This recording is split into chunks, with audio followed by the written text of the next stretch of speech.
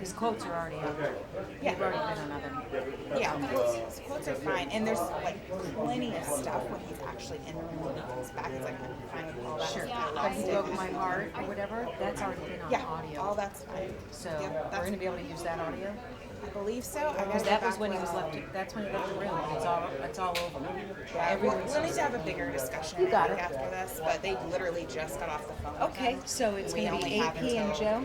Yeah, we only have until 12:55 because of the directors. Oh no! We can delay the directors' meeting by 10 minutes. Absolutely. Absolutely. Will you tell Jerry? Because I was like, I know it's important. No. So. It's important, but it can be delayed for 10, 15 minutes. Do we have an iPad or something? I don't have my iPad with me.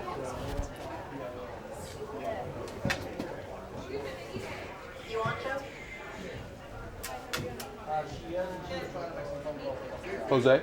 Yo. Is there gum in the candy jar right there? Thank you, sir. You know how long this is going to go, Joe? Is this 30 minutes, an hour? That's all you need? I don't, oh, this is perfect right here. You got some? Yep, Okay. Yep. I got ya. She gonna call Jared Bell in there. Got it. Okay. Thank you. Excellent, excellent. It's a Surface, eh? I'm a Mac guy, but I can figure it out. Oh, maybe it's. Oh, it's got a kickstand. Perfect. Joe, Jose has asked that we give a 5-minute warning before we. Got the text. Got that, Joe? Got the text. What's that? Let me. Yeah. Okay. You got other people's calling them up, the radio station. Okay. calling them. Okay. Maybe let us get into it for a good 5, 6, 7, 8 minutes, and then you can call him. And you know what? It's Facebook. I can tell you, hey, you know, go ahead and give Jared that 5-minute warning. We'll reach out to him. Okay. You know. And I'll text him. Okay.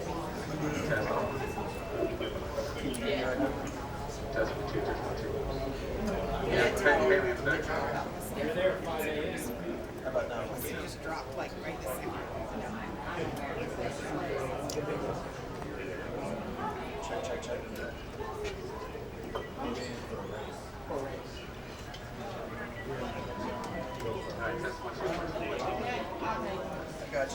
Check. I got you. Check.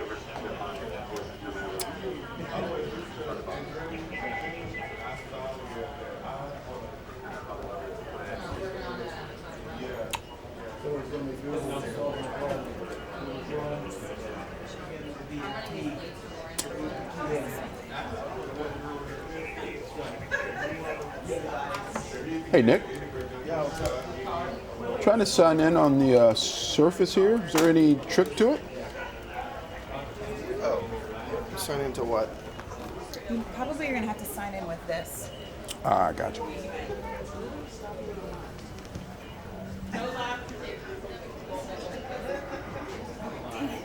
So she's probably back there for the phone.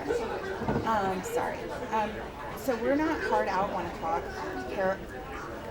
Carolyn's very much like whenever this is done, it's done, and we'll delay the, probably not beyond like 1 2. Are you guys going to be talking just basically about Pearson or also about Harris? Please. I'm going to mention Cliff Harris for sure. Okay. For sure. So- Absolutely. So we have a breakout story that's just about Pearson, and then we have like the main story that's about both of them. So Gotcha. we should put the live stream on the main story, I'm thinking. If it covers, guess if it covers, yeah, I mean, if it covers both. Yeah, it's pretty even. Yeah, I mean, Pearson's going to dominate Okay. what we do, and I'm sure it's going to dominate whatever interaction we get with fans, with viewers. So, but, I mean, I was, That's our main story on the website now, so we can do that. yes. Yeah. Okay. Is that what's doing the last one? Three of us, or is this just the two of you? Well, the main story. No, I mean, you can jump in whenever you want. AP can jump in. I think the feel they want is this is a story that we're working on throughout the day, so, I mean, if you got stuff, by all means. And we certainly need AP. We need AP to know that he needs to come in. You know, you're not reporting out what Right. y'all have already on the No, outside. and that's what I was saying to Mike. This is just the part Right. of you want to separate your AP, talk about And that's what I was saying. in that Yeah. space, Yeah. and then his knowledge of him as a friend. Right. Yeah. So when AP comes over, there's not an additional mic, so somebody might want to be available to like easily. Oh, if there's only two, then that definitely. Okay. Digital guys. Yeah, it doesn't matter, right? Yeah. Fair enough. And I'll go find it. Okay. I think he's still in the room with. We're not connected to the internet. How do we get connected? Anybody know how to work the Surface?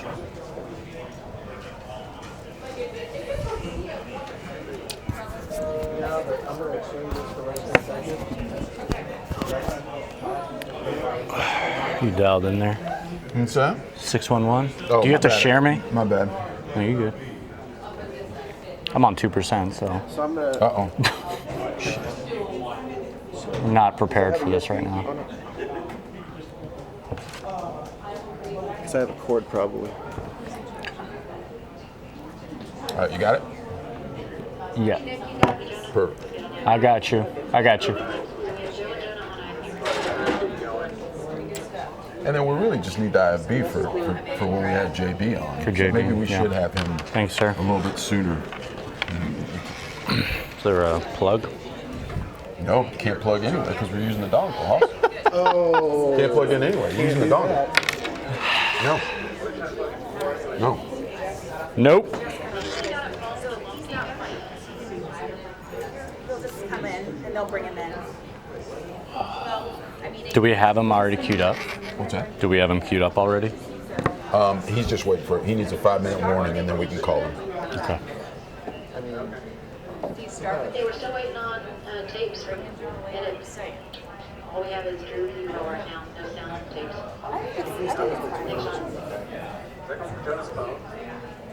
Hey, Nick Blackhawk? Yes, sir. Can you come and give me some authentication for the web?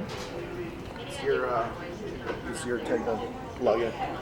So, Just do this one. I've got you in my ear. give me that's where I went first, my friend. Doing this, we're hearing you over here as well. Do you hear my voice? Yeah. Nope. What? No. It changed to guest when you connect.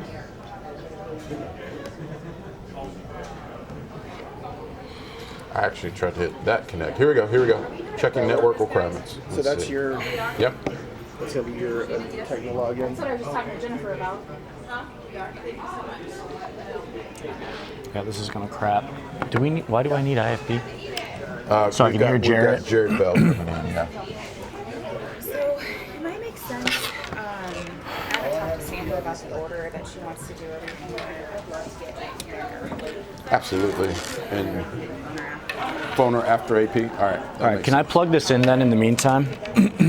What's that? I'm gonna have to plug this in the meantime because I'm on one. Right. Do you have a?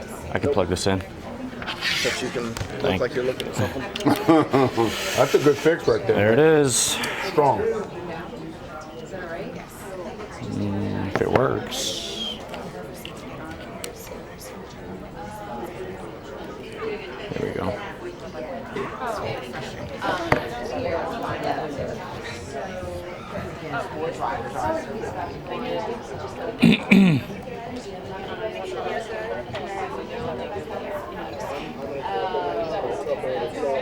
Ooh, over the air? That would not be good. Are you guys ready? I am. Are you ready, Jonah? I was born ready. Mic check, guys. Mic check 1 2. Checking the microphone. Mic check, 1 2 1 2. You got beef with the king. What is you gonna do? I gotta close this iTunes out. Check. 1 2 3 1 2 3 1 2 3. Maybe I'll button one. It is not spring break. Hey, Brianna, can you bring Oh man. channel 1 for me on the little mixer? Check again, Joe. Mic check 1 2 3 1 2 3. Mic check.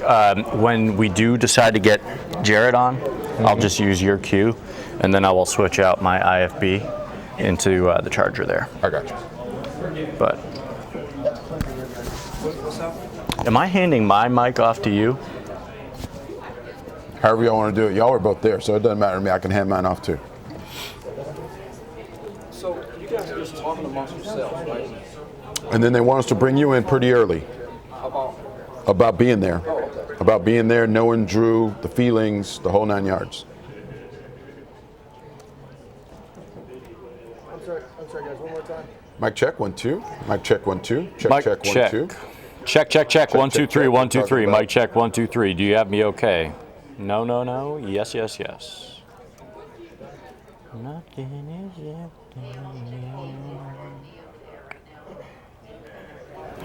All right, you guys let me know when you're ready. One more time for Jonah. One more time for Jonah. 1 2 3. 1 2 3. Mic check. 1 2 3. 1 2 3. Check. Check. Joe, you good? Check 1 2. No. You good? Yeah, I got it. I'm good. I'm rocking and rolling. Okay, so are y'all ready to? Right now you have video and sound on Pearson.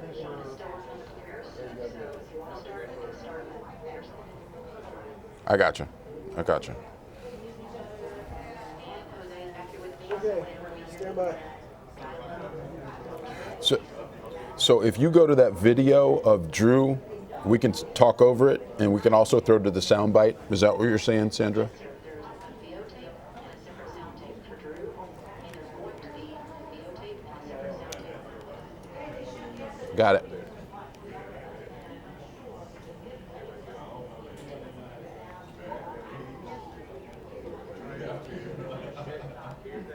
All right, stand by. Here we go, guys. All right, 5, 4, 3. It looks like they're going on now.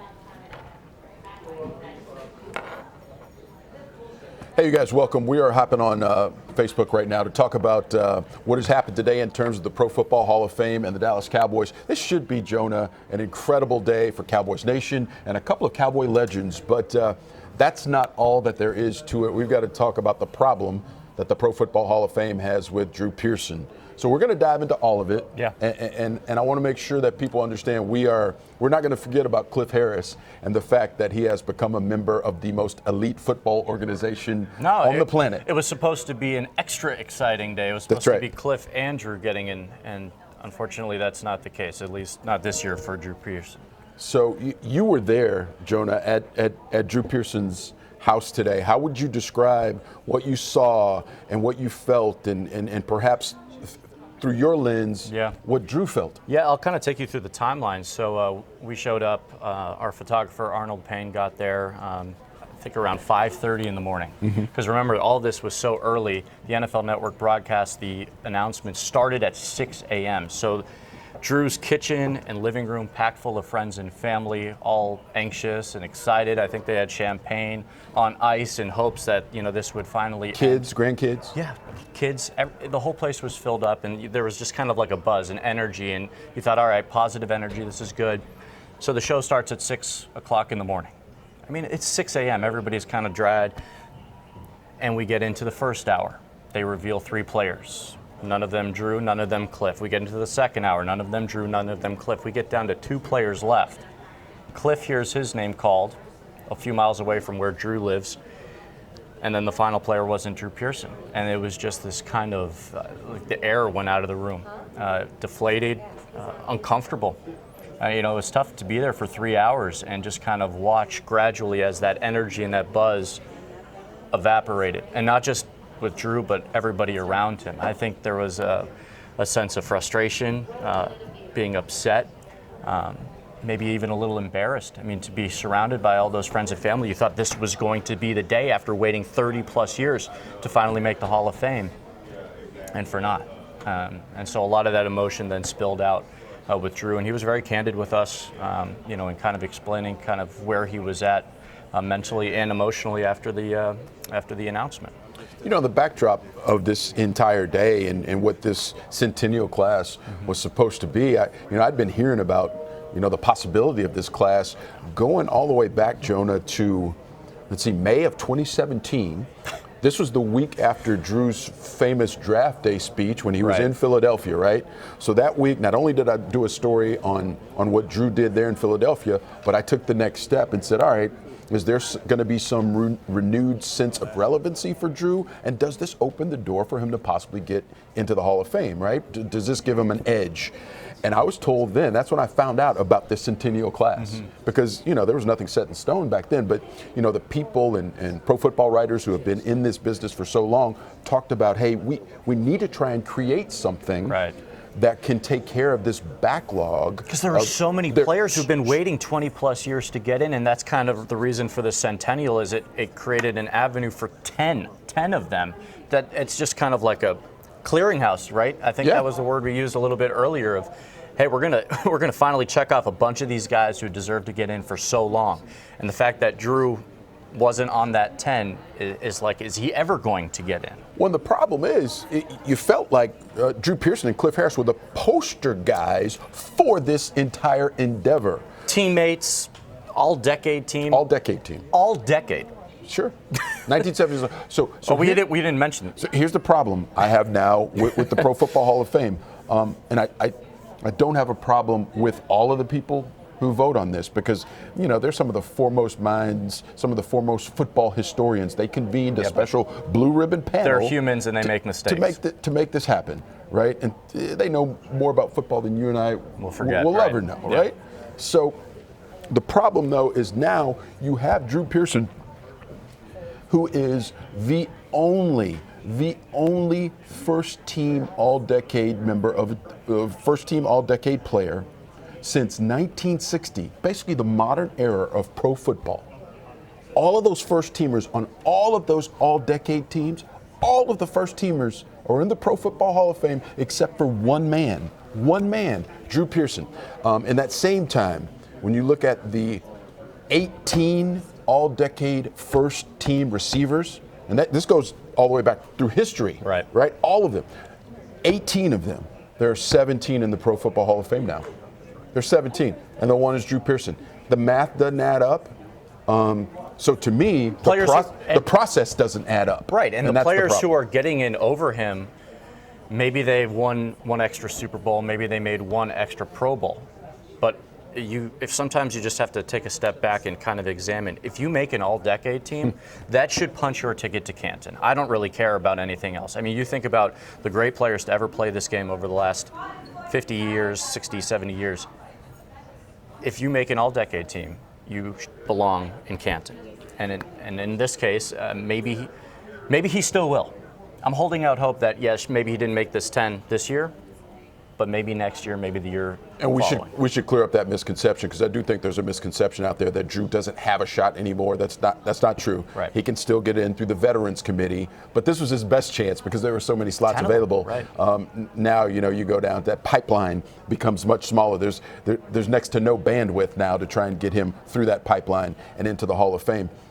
The other issue I have is this, and you guys, this might just be pure coincidence and happenstance and logistics. But listen, some of the people who voted on this are people who grill coaches and NFL organizations all the time. So they deserve to get grilled too, because here's the issue I have. Harold Carmichael was in the 1970s All-Decade team as well. Harold Carmichael was elected to the Hall of Fame today. He was the second teamer behind Drew Pearson. But not only was he elected, Jonah, as you guys saw today, he was on the NFL Network on the program that was electing these people. When you know you have the possibility of everyone recognizing that there's a snub to Drew Pearson, and you put the guy who was behind him on the All-Decade team, and you ballyhoo him and make sure that everyone sees him, what's going on? It's not even that. It's after Harold came up, you thought, okay, well, if he gets in, then Drew has to get in, right? Slam dunk. But then, as we found out, obviously, that only one Cowboy. And some small part of me, and this is just sheer speculation, thinks it was going to be Cliff or Drew and not both. And maybe it was because they were part of the same era and same team, so that maybe the committee figured, all right, the panel decided we'll take one Cowboy and hopefully Drew will get in the following couple years. Yeah, I know. No, and there were. That's positive thinking. And there are two Cowboys out of this 15 member centennial class. There's 2 Cowboys because obviously Jimmy Johnson made it as well. So yeah, it is a numbers game, Right. and it does become politics. That's why we're out here banging the drum that you guys messed up and made an awful Well, decision. and it's not even the fact that Drew got snubbed again for a 31st year, Yeah. something like that. It's how he got snubbed. Oh, yeah. And I think that's where my biggest beef is with all of this, and I that's where Drew's biggest beef is, and how today or this morning unfolded. And speaking of, let's hear from Drew, and let's hear just how disheartened he was. Take a listen. We deserved that moment. Can't do nothing about it. Can't catch no more damn passes. Can't run no more routes. It's there. What upsets me more is when they say you don't deserve it, they talk negative about you. There's nothing negative about my career in the NFL. Nothing. How could you say negative things about it? That's what upsets me more.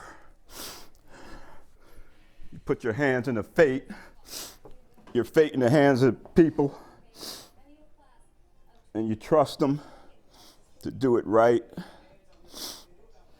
And I'm not saying those guys that got it, God bless them, they deserve it, each and every one of them.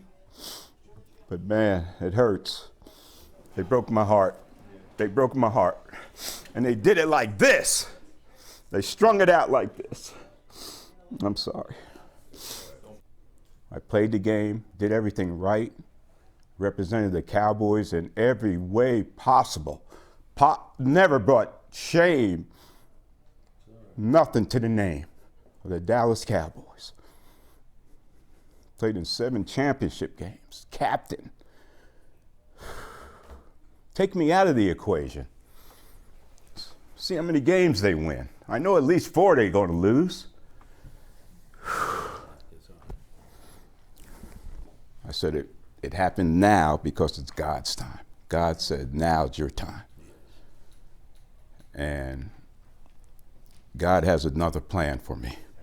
This is not what he wanted for me. Maybe he's testing me, but I'll do it the right way. He knows that. So I'm just glad everybody's here to be part of it. And just disappointed, discouraged, disappointed. But it's real. This life is real. We don't get everything we want, but that don't mean we have to give up. Okay? That's the message. Keep fighting and keep churning, and when God says it's the right time, it'll be the right time. But God, I'm 69. Understand that. Okay. All right, so there you have it. I mean, understandably heartbroken. We got Arnold Payne, who's a veteran sports videographer who's been around in this market for 67 years at last count. Almost, but I mean, AP's been knowing Drew forever. So AP, I'm just going to give you the mic, man, because I'm curious about your thoughts about what Drew had to go through and his feelings. Well, first of all, congratulations to Cliff for Absolutely.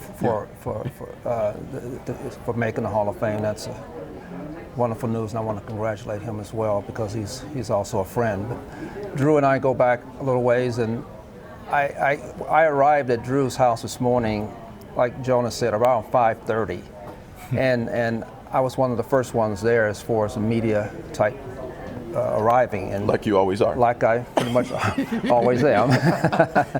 But he greeted me with a smile, and you know, Drew being Drew, and invited me in and actually tried to go out and help me bring some stuff in out of the car. And I said, Drew, I got it, okay.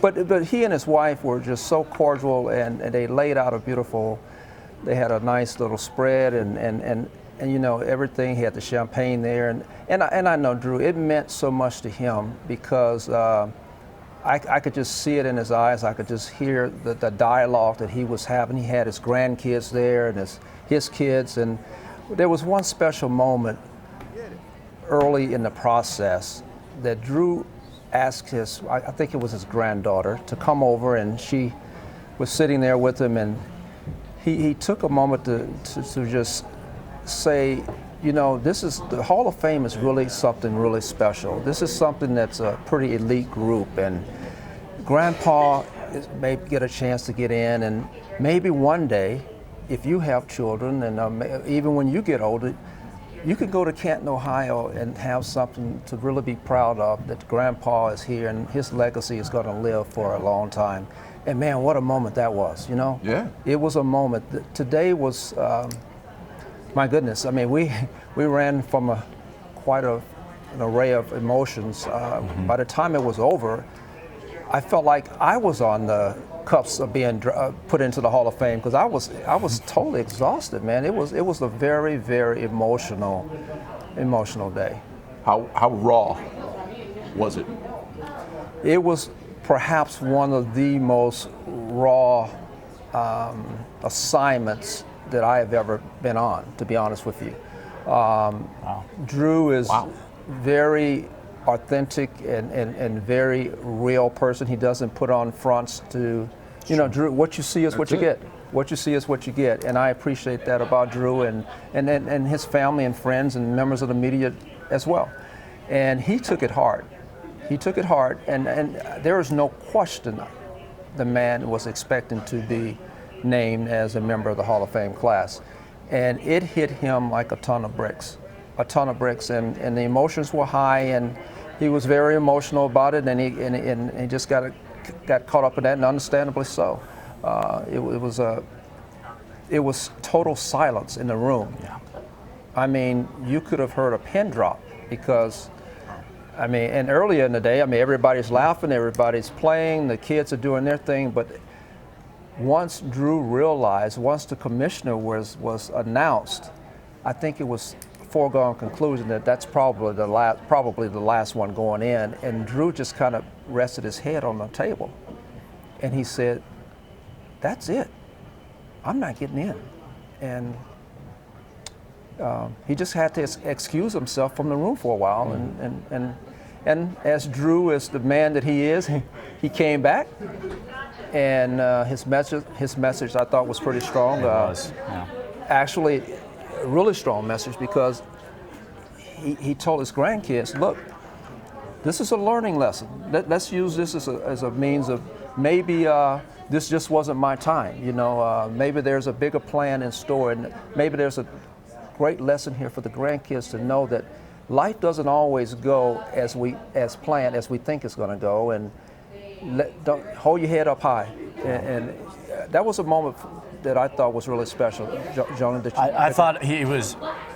Everything he said when he came back into the room, he had to excuse himself because he was overcome with emotion, and everything he said when he came back felt very profound. And the fact that he could regroup like that in just, you know, a couple minutes, that, you know, the pain and the hurt and the time that he put into all of this, and he just kind of took a moment and then came back and was able and willing to answer any questions that we had, and he was open and honest and candid about everything he said. Kind of speaks to his character. But what was really, you know, deflating to me, though, is that he did have all of his grandkids there, and it's this legacy. That's what this Hall of Fame thing is. It's just that one thing that every player, it's hope. Because when a player is done playing, the one thing that every player, once they're done playing, yearns for is to be enshrined in Canton. It is the cherry on top of any athlete's career. And for Pearson, who retired in 83, to wait this long, each year hoping that this year will be his year, and it wasn't, and it wasn't. And then this year, okay, we've got 10 guys. We'll take 10 guys who've been waiting 20 or more years. And he wasn't one of those 10. Surrounded by friends and family with this expectation. Not to mention the process that we went through to get there. Yeah. Well, and one thing, I'm gonna borrow your mic because I want to make sure we make this point, because it was part of the greatness of Drew Pearson when, in this awful, anguish-filled moment, he used it as a teachable moment for one of his grandkids. AP, I want you to relay that message, because it was incredible for Drew to do this and handle it in this way. Exactly. As I mentioned early on, the message to the grandchild was, Grandpa's going to be in the Hall of Fame, and this is a place that you can go and always see Grandpa. And then on the flip side, when he found, as I mentioned earlier, that I'm not gonna, Grandpa didn't make it, but let this be a lesson that sometimes life doesn't go as we think it might go. And that's okay. You can still hold your head up high, and there's gonna be a tomorrow. As a matter of fact, it was a pretty funny bit that Drew closed on. Actually, he said, you know, this was a God moment. And maybe God has something better in store for me. And then he looked at the cameras and said, but God, you need to know I'm 69 years old. Let's get it right. There's a practicality. There's a practicality. So right. Drew being Drew, you know? Yeah, absolutely. All right, AP, that's great stuff. Thank you, we Joe. appreciate it. Yes, Thank indeed. you. We've also, we got more for you because we want to make sure we cover this from a lot of different angles.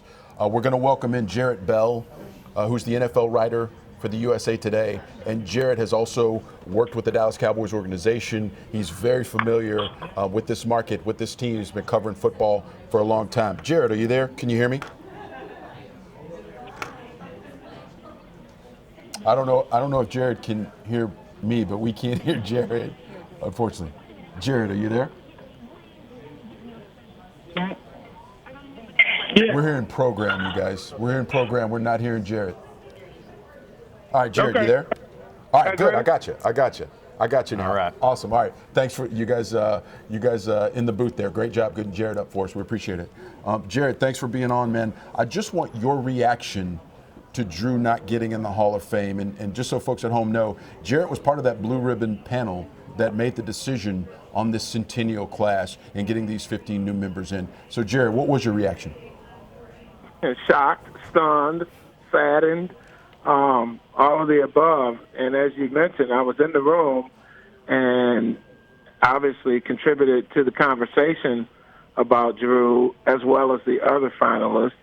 And I just thought that Drew, you know, it's tough to call anybody a slam dunk, but, you know, I really went in thinking that this was going to be the deal for him. And so, like Drew and everybody else, we voted a week from today, a week ago today, last Wednesday. And so when we left the room, we didn't know what the final results were going to be. We turned in our ballots, and that's for all of the different categories, the coaches and the contributors and the players. And we did that on 3 different ballots. So there was 1 ballot for the coaches, 1 ballot for the contributors, and then another ballot, the last ballot for the players. And we met for 11 hours, y'all. That was a long meeting. And that followed, I think it was about 12 hours of conference calls over about a 6-week period, okay? So we've been at this thing since November, and then we whittled it down. We had preliminary ballots and all that stuff. And obviously we got to Canton last week and met together as a committee, and we went for 11 hours, and I thought Drew was as good as in. And so I was very stunned by it, you know, like a lot of people. And I feel bad for Drew because I know Drew and have known him for many years, and I know what he meant to that team that, you know, during the 70s and early 80s, and how integral a part of their success that he was. And so, yeah, I think he deserves it, and I think it's still going to happen one day. I just can't think that it's not going to happen, but, I mean, you talk about a situation where you get 15 people going in, you would think that his number would get called. No, obviously we all agree about that, Jared. And, you know, we made the point earlier that the people involved in this process are some of the foremost football historians, writers, people who know the game inside and out, know all the players who have been integral parts of making it what it is today, this multi-billion-dollar industry.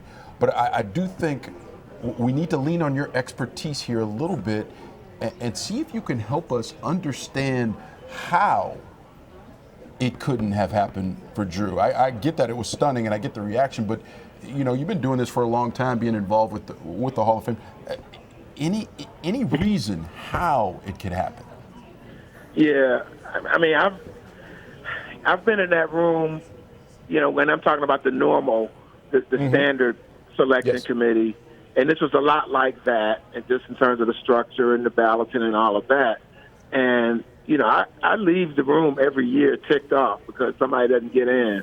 And I remember maybe it was 3 times for Charles Haley and three or 4 times for Haley and 3 times for Michael Irvin. And I just couldn't believe it. I think the bottom line answer is that there's a lot of competition. And so even people that get in that you don't know much about, you may have never heard of, like Duke Slater, for example, who played 10 years in the 1920s as a black man, by the way, when there was a lot of stuff going on the field directed towards black players at that time, and there were very few of them in the league. And he'd been passed over for decades, right? And so does Duke Slater belong in the Hall of Fame? Yeah, he does. And he was all-decade in the 20s.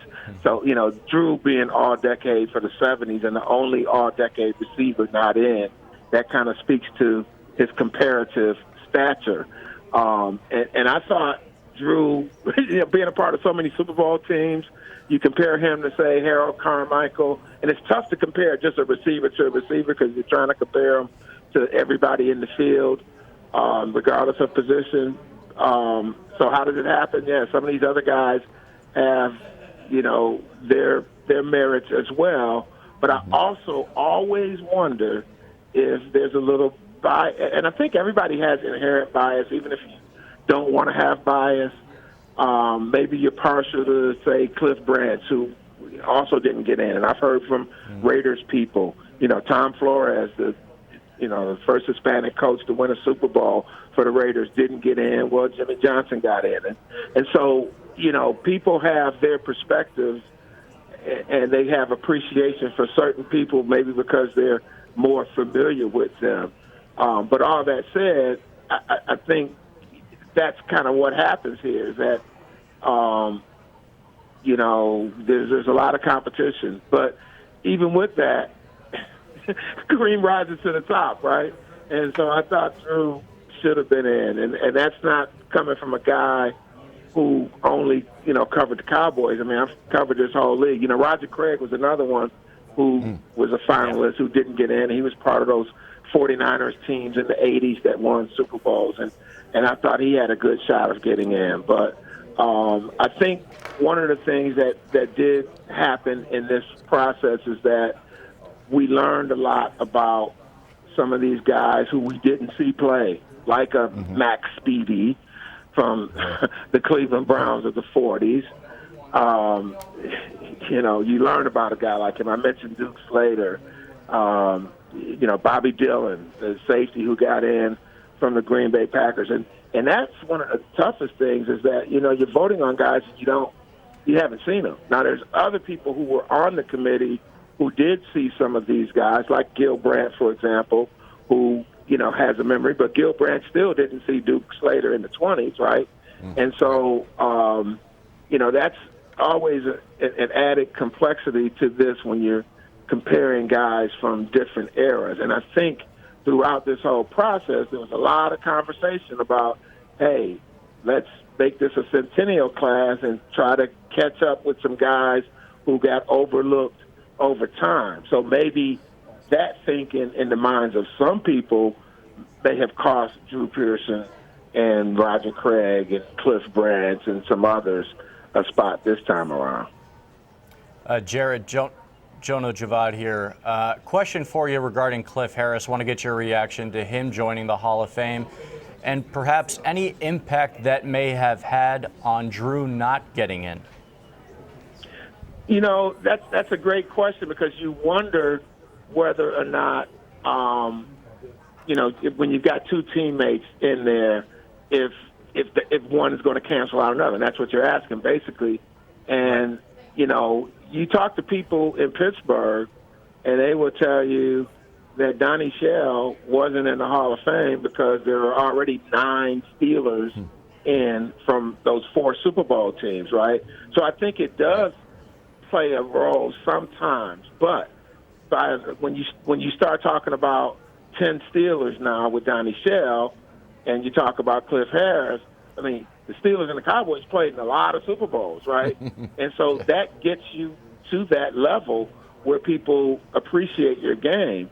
And so I don't think that was the sole reason that Drew Pearson didn't get in at all. I don't think so. But there could be some sentiment in the minds of some that, okay, we've got a Cowboys coach that we're voting on. We also had Cowboys founder Clint Murkison, who was voted on in the contributor category. So, and then you had Drew and Cliff. So there were a number of Cowboys people on the ballot. Now, I've also got people down in Atlanta that would ask me, well, what about Tommy Novus? And he never played in the Super Bowl, so on and so forth. So that is a great question. But let me just point out one more thing about Cliff Harris, though, in this deal. Safeties have often been overlooked, if you will, in the Hall of Fame process. Safeties and guards, some of the, those interior linemen. And so we had 3 safeties that went in this time. I mentioned Donnie Shell, Cliff Harris, and then Bobby Dillon from the Green Bay Packers of the 50s. And so maybe there's a little bit of a, thought. And I don't know if it's always constant, but definitely not a thing where the safeties got the short straw. And when we get to the regular class in a couple of weeks, we're going to have Troy Polamalu, John Lynch, a couple other safeties. So this might be the year of the safety before it's all over with. Darren Woodson. Well, Jared, hey, listen, we appreciate you taking the time out. We appreciate you taking us inside the room to get that insight. I'll be in touch soon. Take care. We'll talk to you soon, okay? All right, Jared. All right, thanks for having me. Have a good one. All right, there he goes, Jared Bell. So, I mean, you got a sense there for the exhaustive process that they went through, right? Hours and days. Yeah, the conference calls that just keep going on and on and on, right? Imagine arguing for that long, for those many weeks in a row. So again, I don't want to take away from those people in that room, except for the fact that, in my opinion, in the overall end result, they got it wrong. They got it wrong. Now, one point I made earlier, and I want to make sure I hammer this home. So it's 2020, right? You're getting 15 Centennial new members. They could have made it 20. They could have made it 20 Centennial members in 2020. It makes too much sense. Sorry, on a rant. But I will say this, they had an answer for that for me, because what they said was they're also having 5 new regular inductees. So the total class makes 20. Will be 20 in 2020. Right. I don't care about that, though. You should have had 20 Centennial inductees because you didn't have enough because you missed. All right, I'll throw it to you. Listen, I'm upset over here. I know you are. I'm a big fan of logic and reason here, and the fact that Drew didn't get in is disgraceful, and especially how they handled the whole thing. A 3-hour process dragged out, not calling him, notifying, giving him a courtesy that he wasn't getting in. Ridiculous. But Cliff Harris did get in. And that is good news for Cowboys Nation, because Cliff was also worthy of getting enshrined in Canton. And here's his reaction from earlier this morning. It's been a blessing. God has blessed me throughout my career, and I'm healthy. I don't know. I've so many people that have supported me, and so grateful that Tom Landry had a defense that fit me so well. And Gene Stallings was my great coach, and I had great teammates like Charlie Waters and Leroy Jordan and Bob Lilly, and on, and Mel Renfro, and those guys always helped me and helped a kid out of Ouachita Baptist. We went to 5 Super Bowls. So just incredible. It's just been a great life.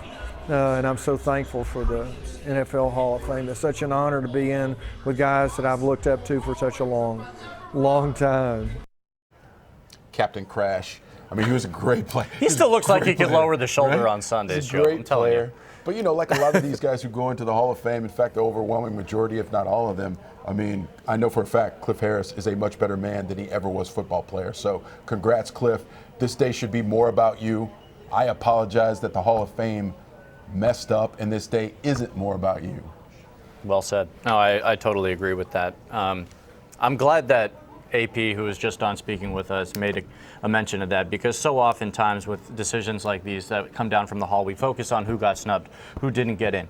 Roger Craig absolutely belongs in the Hall of Think Fame. about it. Randy Gradishire, Ken Anderson. There are discussions like this going on all across the country, right, because of NFL fans, and it's such a big deal. But none of them have the resume that Drew Pearson has. None of them. I just come back to this one simple thing.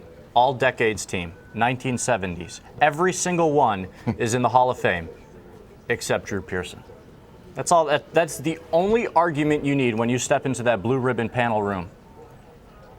That's it. You think you had the hammer, and Drew Pearson certainly thought they had the hammer, or he wouldn't have put together that fantastic outing that he did today.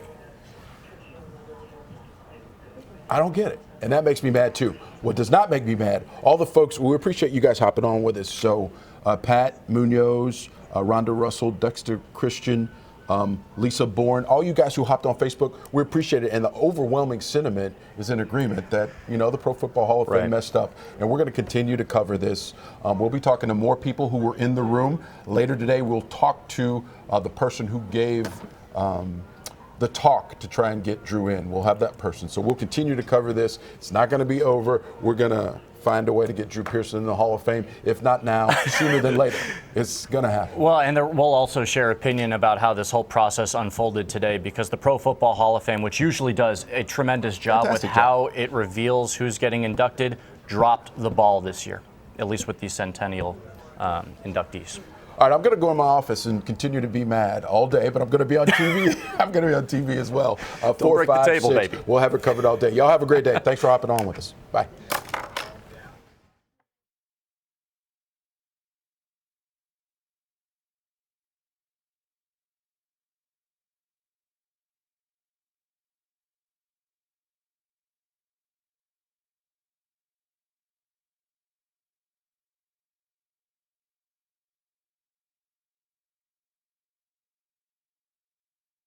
That bite from Drew Pearson for 2 minutes and 30 seconds was, you couldn't not be on the edge of your seat watching that.